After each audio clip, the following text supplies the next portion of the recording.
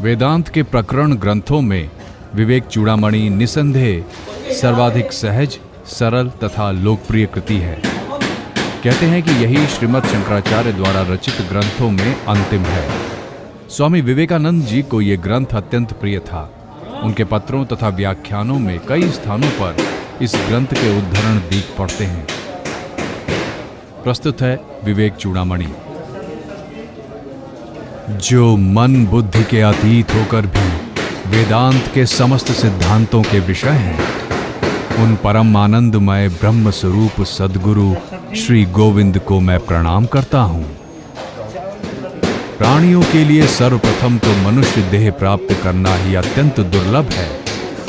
उसमें भी पुरुष शरीर, उसमें भी ब्राह्मणत्व के संस्कार, उसमें भी वैदिक धर्म में प्रवृत्ति, उसमें भी शास्त्र के आत्म अनात्म विचार रूपी तात्पर्य का सम्यक ज्ञान, उसमें भी प्रत्यक्ष अनुभूति, उसमें भी ब्रह्म में निरंतर स्थिति, ये उत्तरोत्तर दुर्लभ है।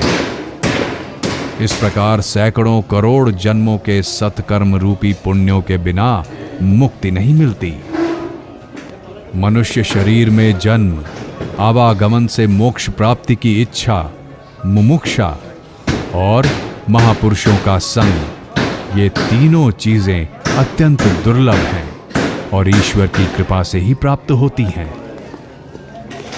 किसी प्रकार ऐसा दुर्लभ मानव जन्म और उसमें भी पुरुष शरीर तथा वेदांत तत्व पर विचार करने की क्षमता प्राप्त करके भी जो मूढ़ अपनी मुक्ति के लिए प्रयास नहीं करता, वो क्षणिक तथा मिथ्या वस्तुओं को ग्रहण करके अपना विनाश करने के कारण सचमुच का आत्महंता है।